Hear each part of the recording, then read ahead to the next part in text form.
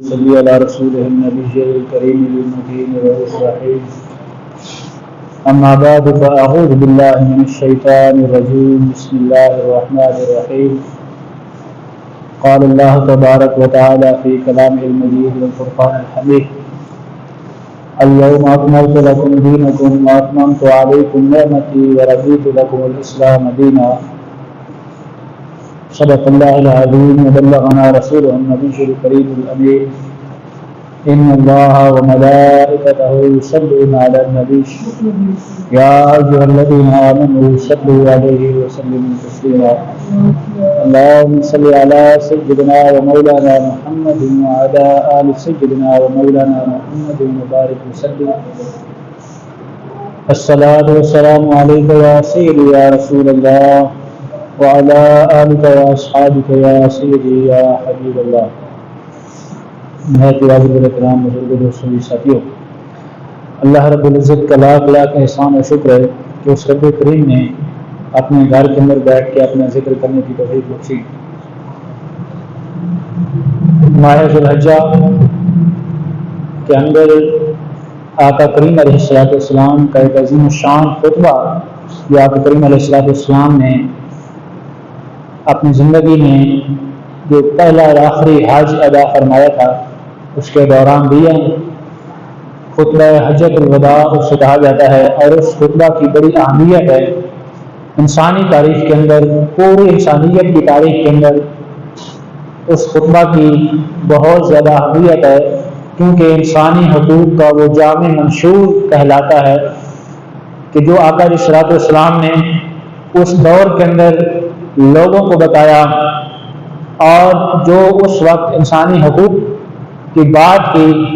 وہ آج دنیا اس مقام پہ پہنچ رہی ہے کہ انسانی حقوق کی جو علم بردار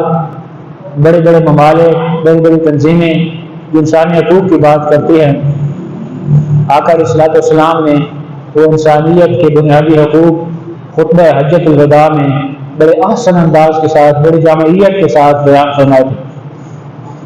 نبی کریم علیہ السلام کی زندگی اگر ہم دیکھیں تو مکی زندگی کے اندر 13 برس آپ نے، جب آقا علیہ السلام نے اعلان نبوت فرمایا تو 13 برس آپ نے مکہ المکرمہ کے اندر گزارے، اور پھر آل مکہ کی جو سختیاں اور ظلم و ستم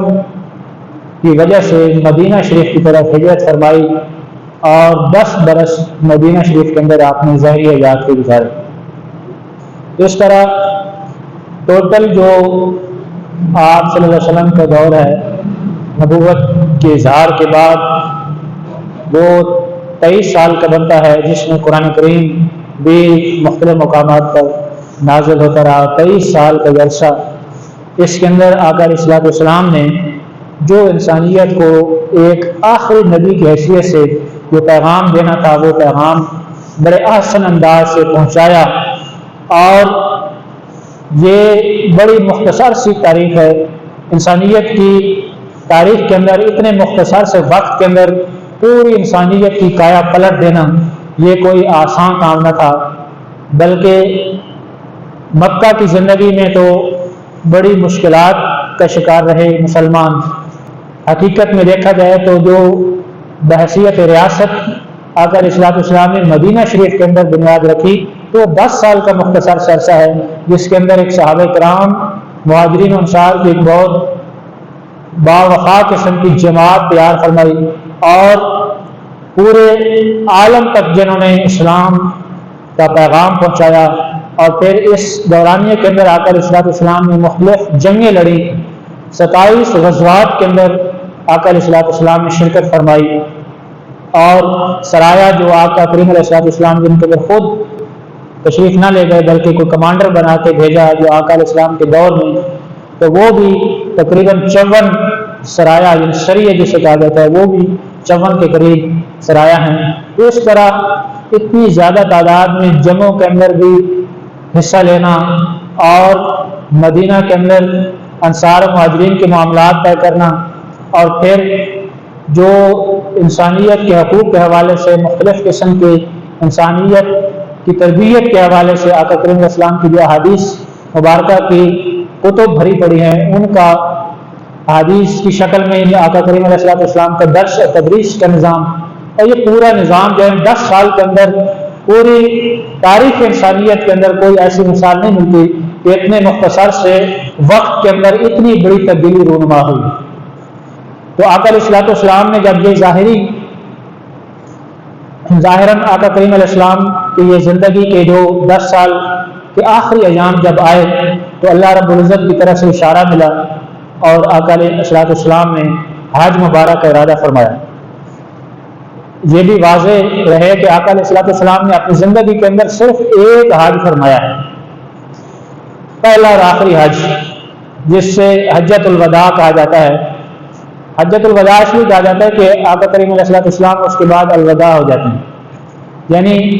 آپ دنیا والوں سے جدا ہو جاتے ہیں ظاہری طور پہ، جو آقا کریم کی زندگی کی ویسے تو سارے زمانے حضور کے ہیں اور آپ کے نظر کرم سے ہی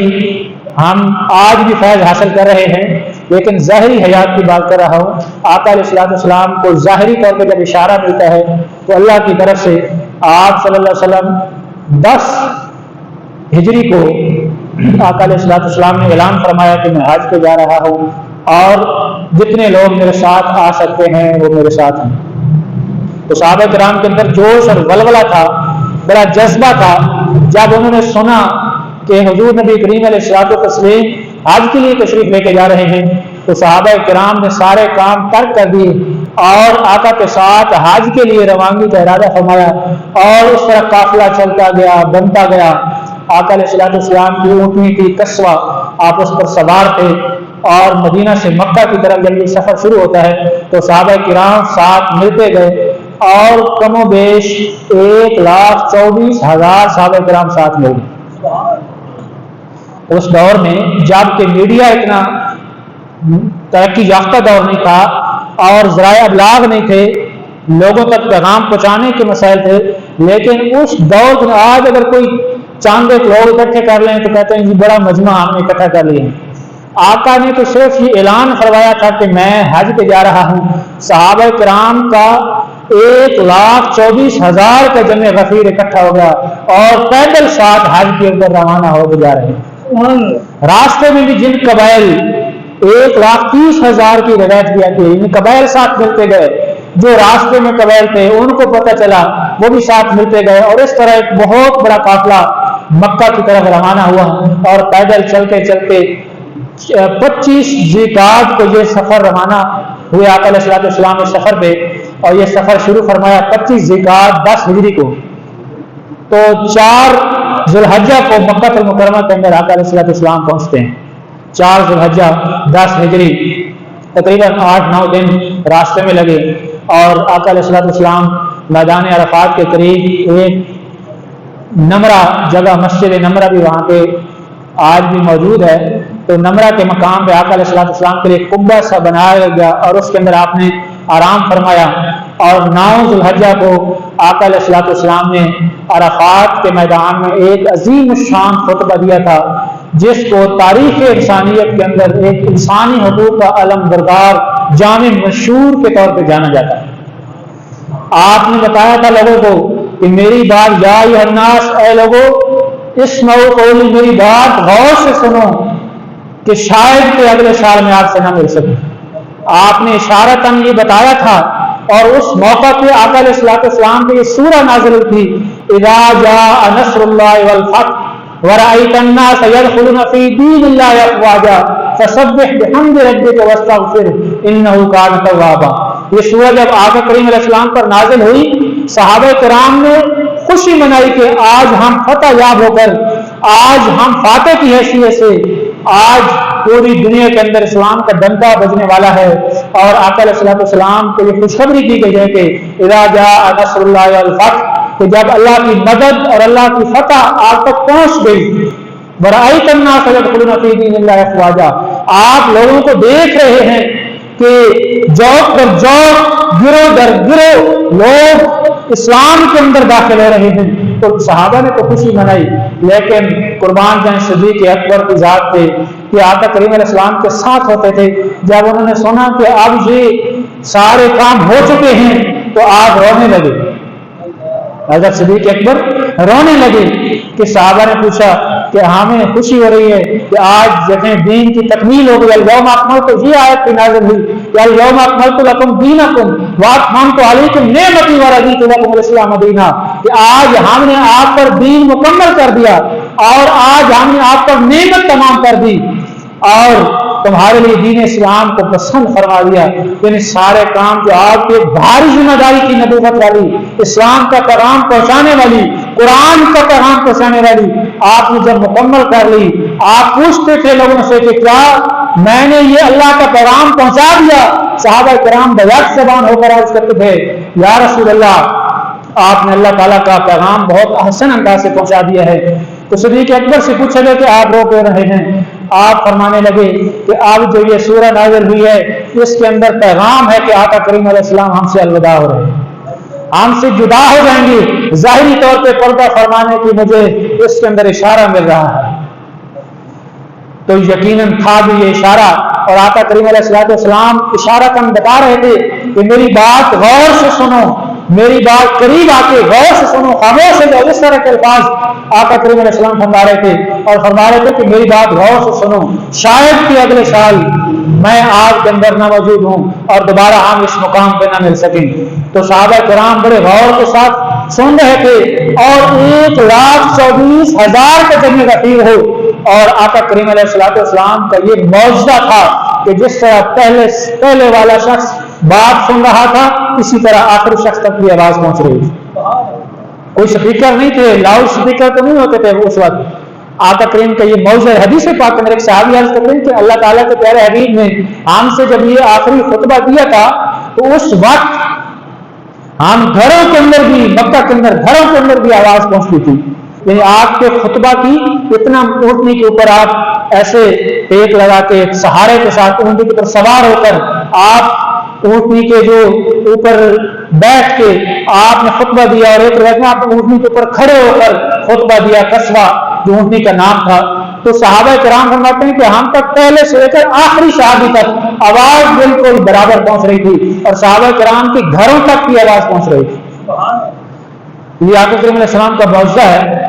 تو آقا کریم علیہ السلام نے بڑا تاریخی خطبہ ارشاد فرمایا جس کے اندر انسانیت کے حقوق کی بات کی اور صحابہ کو حکم دیا کہ جو بات سن رہے ہیں یہ ان لوگوں تک پہنچا دیں جو یہاں موجود نہیں ہوں، کہ جو لوگ سن رہے ہیں جو یہاں موجود ہیں وہ ان تک میری بات پہنچا دینا جو اس وقت موجود نہیں ہیں. تو اس طرح صحابہ کرام نے وہ حق بھی ادا کیا اور آقا کریم علیہ السلام کا پیغام دنیا کے کونے کونے تک پہنچایا. تو میں وہ عرض کرتا ہوں کہ جو آقا کریم علیہ السلام نے وہ الفاظ ارشاد فرمائے تھے، آقا نے سب سے پہلے تو یہ فرمایا کہ ان دماءکم واموالکم حرام علیکم کحرمت یومکم ھذا. اس کے بارے میں پہلے صحابہ کو یہ اہتمام فرمایا کہ آقا کریم علیہ السلام نے صحابہ کی توجہ مبذول کرانے کے لیے سب سے پہلے یہ ارشاد فرمایا کہ آج کون سا دن ہے. اس خطبے کے اندر اور اس آقا کریم علیہ السلام کے اس انداز کے اندر بڑے سبق ہیں. آقا کریم علیہ السلام نے ایک تو لوگوں کو ترغیب دلائی اور آقا کریم علیہ السلام نے لوگوں کو یہ پیغام پہنچانے سے پہلے ان کو یہ اہمیت دلائی مہینے کی، دن کی اور اس شہر مکہ کی حرمت کی بات کی. اور ساتھ یہ بھی ہے کہ صحابہ کرام کے جو جواب ہیں نا ان کے اندر بھی بڑے عشق اور محبت کے پہلو ہیں. آقا کریم علیہ السلام نے پوچھا کہ اے میرے صحابہ آج کون سا دن ہے؟ صحابہ نے یہ نہیں کہا کہ آج 9 ذو الحجہ کا دن ہے، حج پہ آئے ہوئے ہیں. کیا صحابہ کو معلوم نہیں تھا؟ حج پہ آئے ہوئے ہیں، یوم عرفہ ہے، 9 ذو الحجہ کا دن ہے. اور صحابہ نے آگے سے یہ جواب نہیں دیا کہ آج یوم عرفہ ہے، کیونکہ صحابہ ادب کے اس اعلیٰ مقام پر خیر تھے اور یہ نہیں کہنا چاہتے تھے کہ آج اگر ہم کہیں کہ آج یوم عرفہ ہے اور آقا کسی اور دن اس کو کسی اور دن کا نام دے دیں تو یہ کسی گستاخی میں نہ آ جائے. لہذا آپ نے پوچھا کہ ہے میرے صحابہ آج کون سا دن ہے؟ صحابہ نے کیا عرض کیا کہ اللہ و رسول عالم. معلوم تھا کہ آج یوم عرفہ ہے، معلوم تھا ذو الحجہ ہے اور حاج پہ آئے ہوئے ہیں. کسی کو یہ نہیں تھا کہ کسی کو معلوم نہ ہو، بلکہ صحابہ نے عرض کیا کہ جب آقا نے پوچھا کہ آج کون سا دن ہے، صحابہ نے ادب کا مقام اور ادب کو مہینے پاتے رکھتے ہوئے عرض کیا کہ آج دل میں تو پتا تھا لیکن عرض کیا کہ اللہ و رسول عالم، کہ اللہ اور اس کے رسول بہتر جانتے ہیں. تو آقا نے فرمایا کہ کیا آج یوم عرفہ نہیں ہے، کیا آج عرفہ کا دن نہیں ہے؟ تو صحابہ نے عرض کیا کہ یا رسول اللہ آج یوم عرفہ ہے. پھر آقا نے پوچھا کہ اے میرے صحابہ آج یہ کون سا مہینہ ہے؟ تو صحابہ کو پتا تھا کہ ذو الحجہ کا مہینہ ہے، حج پہ آئے ہوئے ہیں. اس مقام پہ بھی صحابہ نے عرض کیا اللہ و رسول عالم، کہ اللہ اور اس کے رسول بہتر جانتے ہیں. آقا نے فرمایا کیا آج یہ ذو الحجہ کا مہینہ نہیں ہے؟ عرض کی کہ یا رسول اللہ ذو الحجہ کا مہینہ ہے. صحابہ ہی کیوں کہہ رہے تھے؟ صحابہ کے اندر یہ ادب کا اتنا اعلیٰ جذبہ تھا کہ وہ سمجھتے تھے کہ اگر ہم یہ اس مہینے کو ذو الحجہ کہہ دیں اور آقا کوئی اور نام دے دیں تو پھر کسی گستاخی میں نہ آ جائے، لہذا اللہ و رسول عالم کہا کہ اللہ اس کے رسول بہتر جانتے ہیں. اور پھر صحابہ نے آقا کریم علیہ الصلوۃ والسلام نے پوچھا کہ یہ کون سا شہر ہے؟ حالانکہ مکہ المکرمہ کا شہر تھا اور حج پہ آئے ہوئے تھے صحابہ کرام. صحابہ نے عرض کیا کہ اللہ و رسول عالم، اللہ اور اس کے رسول بہتر جانتے ہیں. یعنی سارے علوم کی نسبت اللہ اور اس کے رسول کی طرف کر دی کہ اگر اللہ تعالیٰ جو فرما دے، یہ آقا کریم آپ جو فرما دیں وہی مہینہ ہے، وہی شہر ہے، وہی دن ہے. لہذا آقا نے فرمایا کہ کیا یہ شہر مکہ نہیں ہے؟ تو صحابہ نے عرض کیا کہ یا رسول اللہ مکہ شہر ہے. تو آقا نے یہ تمہید اس لیے باندھی اور آقا نے اس لیے فرمایا کہ زمانہ جاہلیت کے اندر بھی لوگ ذو الحجہ کا احترام کرتے تھے، 4 مہینوں کا احترام کرتے تھے. ذو الحجہ، محرم اور رجب، یہ 4 مہینے محترم گنوائے جاتے تھے، محترم شمار ہوتے تھے. تو ان کو جو اشہر حرام یعنی محترم مہینے کہا جاتا تھا زمانہ جاہلیت کے اندر بھی. تو لوگوں کو ترغیب دلائی کہ جس طرح یہ محترم مہینے ہیں، جس طرح یہ ذو الحجہ کا مہینہ محترم ہے، حرام ہے، حرام محترم سے نکلا ہے، جس طرح یہ ذو الحجہ کا مہینہ محترم ہے، جس طرح یہ مکہ کا شہر محترم ہے، جس طرح لوگ زمانہ جاہلیت کے اندر بھی کعبہ اور مکہ کی عزت اور احترام کرتے تھے اور ذو الحجہ کا احترام کرتے تھے، ان ایام حج کا بھی احترام کرتے تھے. کیونکہ حضرت ابراہیم علیہ السلام کے دور سے یہ چلا آ رہا تھا کہ ایام حج، ایام نار، ایام تشریق اور شہر مکہ اور جس مہینے ان کا احترام حضرت ابراہیم علیہ السلام کی سنت کے طور پہ کرتے تھے. تو آقا نے یہ اہمیت ان کو یاد دلائی کہ جس طرح تم اس مکہ شہر کی عزت کرتے ہو، جس طرح اس محترم مہینے کی عزت کرتے ہو ذو الحجہ کی، جس طرح اس دن کی حرمت کا خیال رکھتے ہو، آقا نے فرمایا کہ اسی طرح تمہارے اوپر ایک مسلمان کا خون بھی حرام ہے.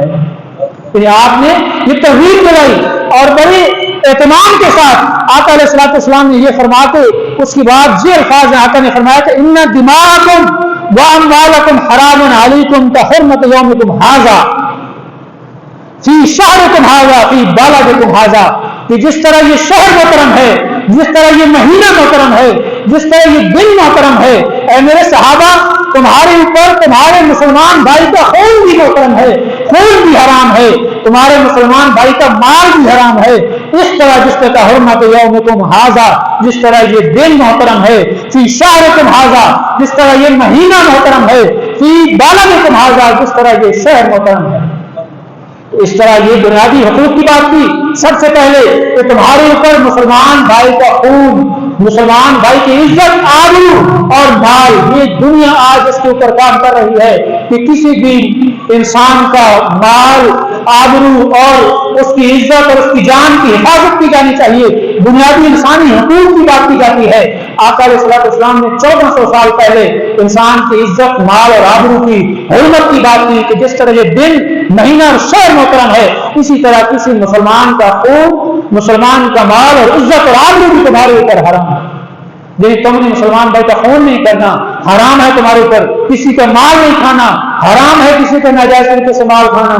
اور دوسرے کی عزت اور حرمت کا بھی خیال رکھنا ہے۔ آقا علیہ الصلوۃ والسلام نے یہ فرمایا، اور اسی طرح یہ بھی آقا علیہ الصلوۃ والسلام نے فرمایا کہ یا ایھا الناس، اے لوگو، الا ان ربکم واحد، کہ تمہارا رب ایک ہے، وان اباکم واحد، تمہارا باپ حضرت آدم ایک ہے، الا لا فضل لعربی علی عجمی، خبردار کسی عربی کو عجمی کے اوپر کوئی فضیلت نہیں۔ آج یہ امریکہ کے اندر بل پاس ہوتے ہیں کہ کوئی گورا کوئی کالے کا کنسپٹ نہیں ہے، جو سارے برابر ہیں۔ آقا علیہ الصلوۃ والسلام نے اس وقت 1400 سال پہلے فرمایا کہ اعلیٰ خبردار لا فضل لعربی علی عجمی، کسی عربی کو عجمی کے اوپر فضیلت نہیں ہے، ولا لعجمی علی عربی، اور کسی عجمی کو عربی کے اوپر فضیلت نہیں ہے، ولا احمر علی اسود، اور کسی گورے کو کالے کے اوپر فضیلت نہیں ہے، ولا اسود علی احمر، کسی کالے کو کسی گورے کے اوپر، کسی گورے کو کسی کالے پر، کسی کالے کو کسی گورے کے اوپر فضیلت نہیں ہے، الا بالتقوی، ہاں اگر فضیلت ہے تو تقوی کے لحاظ سے ہے۔ آقا علیہ الصلوۃ والسلام نے 1400 سال پہلے انسانیت کی برابری اور مساوات کا درس دیا، انصاف کا درس دیا، اور لوگوں کو بتایا کہ عربی کو عربی پر، عجمی کو عربی پر، گورے کو کالے پر، کالے کو گورے پر، کسی کو کسی کے اوپر فضیلت نہیں ہے، سب ایک باپ کی اولاد ہیں۔ ان اباکم واحد، تمہارا باپ ایک ہے، اور ان ربکم واحد، تمہارا رب ایک ہے، تو پھر تمہاری فضیلتیں کہاں ہو گئی؟ ہاں اگر فضیلت ہے تو ذات برادری کی وجہ سے نہیں ہوگی، بلکہ فضیلت ہے تو تقوی کی وجہ سے ہوگی۔ جو سب سے زیادہ تقوی والا ہوگا، متقی ہوگا، اس کو اللہ کے نزدیک سب سے زیادہ فضیلت ہوگی۔ تو یہ بھی آقا نے فرمایا، اور اسی طرح آقا علیہ الصلوۃ والسلام نے اور مختلف باتیں شاد فرمائیں۔ آقا نے فرمایا کہ الا کل شیء من امر الجاہلیت تحت قدمی موضوع، کہ خبردار کہ زمانہ جاہلیت کے تمام رسوم میرے قدموں کے نیچے میں رونقتا ہوں، کہ زمانہ جاہلیت کی جتنی بھی رسمیں تھیں وہ میرے قدموں کے نیچے ہیں۔ فرمایا ودماء الجاہلیت موضوعۃ، اور جاہلیت کا جو خون ہے وہ میں اس کو ختم کرتا ہوں۔ ان اول دم ادعو من دمائنا دم ابن ربیعہ بن حارث، کہ آقا نے فرمایا کہ سب سے پہلے میں جس خون، یعنی جو زمانہ جاہلیت کے اندر تمہاری دشمنیاں تھی، تمہارے خون تھے، تم نے ایک دوسرے کے قتل کیے ہیں، وہ آج میں ختم کرتا ہوں، اور سب سے پہلے میں اپنے خاندان ربیعہ بن حارث کے بیٹے کو شہید کیا گیا تھا اس کا خون معاف کرتا ہوں۔ سب سے پہلے میرے کزن یعنی چچا کا بھائی ربیعہ بن حارث کے بچے کو جو ایک خون تھا، خون کیا گیا تھا، ایک بنی حذیل نے اس بچے کو شہید کیا تھا، مارا تھا، قتل کیا تھا۔ آقا نے فرمایا کہ سب سے پہلے میں اپنے بھائی ربیعہ بن حارث کے بیٹے کا خون معاف کرتا ہوں، اور زمانہ جاہلیت کی ساری رسمیں آقا نے فرمائی کہ وہ میں ان کو قدموں کو نیچے رونقتا ہوں۔ فرمایا کہ وباء الجاہلیت موضوع، اور زمانہ جاہلیت کے اندر جو سود لیتے تھے اس سود کو بھی میں ختم کرتا ہوں، اور فرمایا کہ واول ربا ابا ربان، کہ سب سے پہلے جو سود میں ختم کرتا ہوں ربا عباس بن عبد المطلب، کہ میں اپنے چچا عباس بن عبد المطلب کا جو سود انہوں نے لینا تھا زمانہ جاہلیت کے اندر کے سود پہ انہوں نے قرض دیے ہوئے تھے، وہ سب سے پہلے عباس بن عبد المطلب کا سود میں ختم کرتا ہوں، سب سے پہلے اپنے خاندان سے۔ اور اس کے اندر بھی یہ حکمت ہے کہ سب سے پہلے اپنی ذات اور اپنے خاندان سے یہ آغاز کرنا چاہیے جب عمل کی بات آتی ہے۔ تو اسی طرح آقا علیہ الصلوۃ والسلام نے فرمایا فاتقوا اللہ فی النساء، عورتوں کے معاملے میں اللہ سے ڈرتے رہنا، فإنکم اخذتموہن بأمان اللہ، بے شک تمہوں نے اللہ کی امان کے ساتھ انہیں لیتے ہو، اللہ کی کلمہ واستحللتم فروجہن بکلمۃ اللہ، اللہ تعالیٰ کے کلموں سے تم انہیں حلال کرتے ہو، اور ولکم علیہن اللہ یؤتیہن فرشکم احدا تکرہونہ فإن فعلن ذلک فاضربوہن ضربا غیر متبرح، کہ آقا نے فرمایا کہ تمہارے اوپر ان عورتوں کے حقوق ہیں، عورتوں جو آج عورتیں بات کرتی ہیں حقوق کی، آقا علیہ الصلوۃ والسلام نے اتنے عظیم و شان خطبہ کے اندر عورتوں کے حقوق کی بات کی، غلاموں کے حقوق کی بات کی۔ آقا نے فرمایا کہ عورتوں کے معاملے میں ڈرتے رہنا، اللہ سے ڈرتے رہنا، تم اللہ کے نام کے ساتھ بکلمۃ اللہ، اللہ تعالیٰ کے کلمہ کے ساتھ ان کو اپنے لیے حلال کرتے ہو، لہٰذا وہ کمزور ہوتی ہیں، ان کے حقوق کی بات کی، اور فرمایا کہ وہ پسلی سے پیدا کی گئی، اور حدیث پاک کے اندر فرمایا کہ عورت پسلی سے پیدا کی گئی ہے، پسلی ٹیڑھی ہوتی ہے، ان کے ٹیڑھے کام سے فائدہ اٹھانا اور ان کو مارنے کی اجازت اتنی دی کہ اگر تمہارے بستر وہ ایسے افراد سے ناپاک کرنے کی کوشش کریں جن کو تم ناپسند کرتے ہو تو ان کو اتنی مار مارو جس سے ان کے چہروں کے اوپر، جسم کے اوپر زخم بھی نہ آئے۔ یعنی عورتوں کے حقوق کی بات تھی. تو عورتوں کے معاملے میں آقا نے فرمایا کہ ڈرتے رہنا، اور فرمایا کہ جو لوگ یہاں پہ نہیں ہیں وہ میری بات ان لوگوں تک پہنچا دیں جو یہاں پہ نہیں ہیں، جو لوگ یہاں پہ سن رہے ہیں. فَلْيُبَلِّغْ الشَّاهِدُ الْغَائِبَ، کہ جو یہاں پہ موجود ہیں ان لوگوں تک میری بات پہنچا دیں، جو غائب ہیں یعنی جو بعد میں آنے والے ہیں، جو یہاں پہ نہیں آ سکے. تو آج بھی آقا علیہ السلام کے فرامین ہم تک پہنچے ہوئے ہیں. قربان جائیں صحابہ کرام نے کس انداز سے ان کو محفوظ کیا، اور ان باتوں کو اور بھی باتیں تھیں جو وقت ختم ہو گئے میں عرض نہیں کر سکا. تو ان کے اوپر ہمیں دیکھنا چاہیے کہ آقا علیہ السلام نے کیسے خطبہ حجۃ الوداع کے اوپر انسانی حقوق کی بات کی. اللہ رب العزت ہمیں ان کو سمجھنے کی توفیق عطا فرمائے اور عمل کی توفیق عطا فرمائے. وما علیہ الا البلاغ المبین.